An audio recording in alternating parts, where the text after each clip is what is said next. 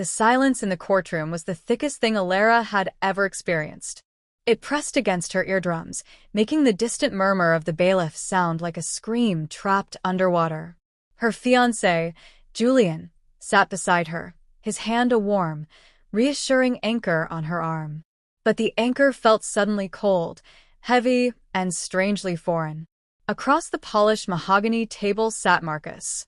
Marcus, who had known Alara since they were 7, sharing scraped knees and whispered adolescent secrets. Marcus, who was now the lead prosecutor. "The evidence is overwhelming, Your Honor."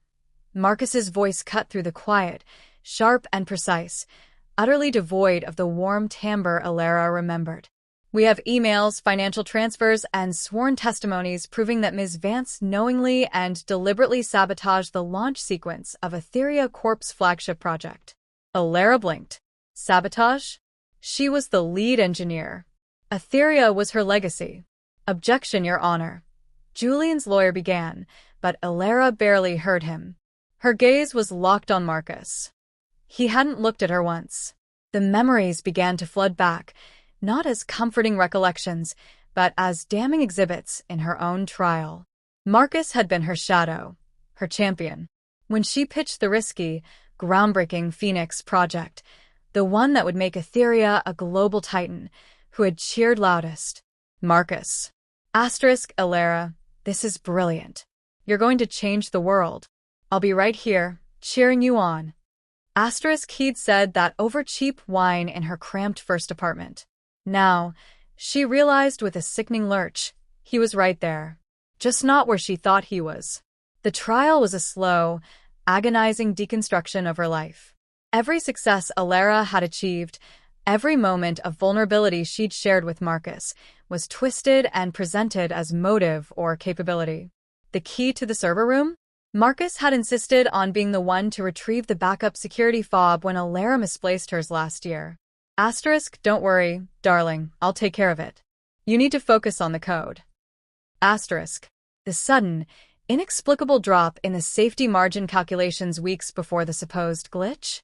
Alara remembered agonizing over it, ready to pull the plug. Marcus had soothed her panic. It's just a fluctuation, L. The system is robust.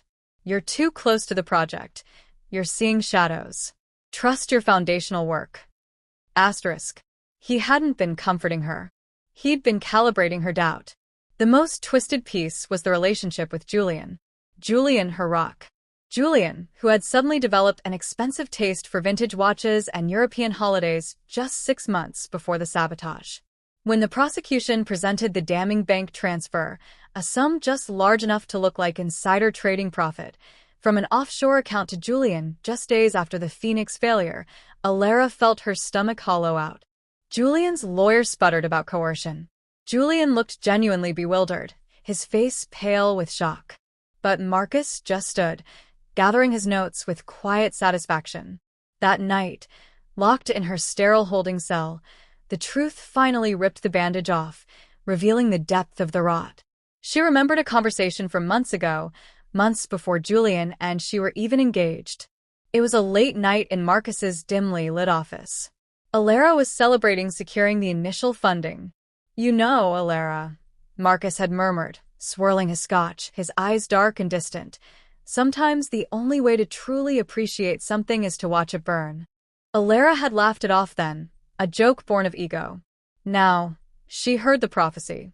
She hadn't realized Marcus loved her. Not romantically, perhaps, but with the possessive, jealous love of a sibling who believes they deserve the same glory as the favored child. Alara had soared. Marcus had remained the steadfast, reliable friend, the one who cleaned up the messes, the one who was always there. But Marcus hadn't just been preparing for her downfall. He had been constructing it, using every intimate detail of her life as a blueprint. He hadn't needed to break into her life.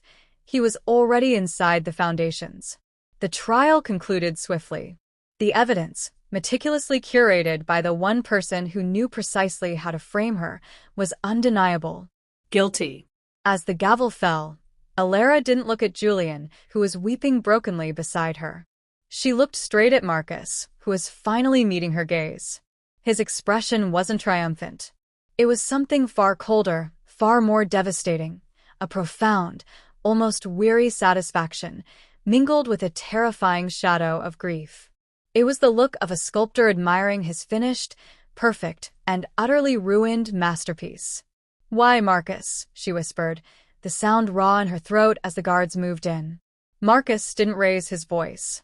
He leaned slightly over the prosecutor's table, his eyes holding hers one last, long time, the look of a man closing a meticulously organized ledger.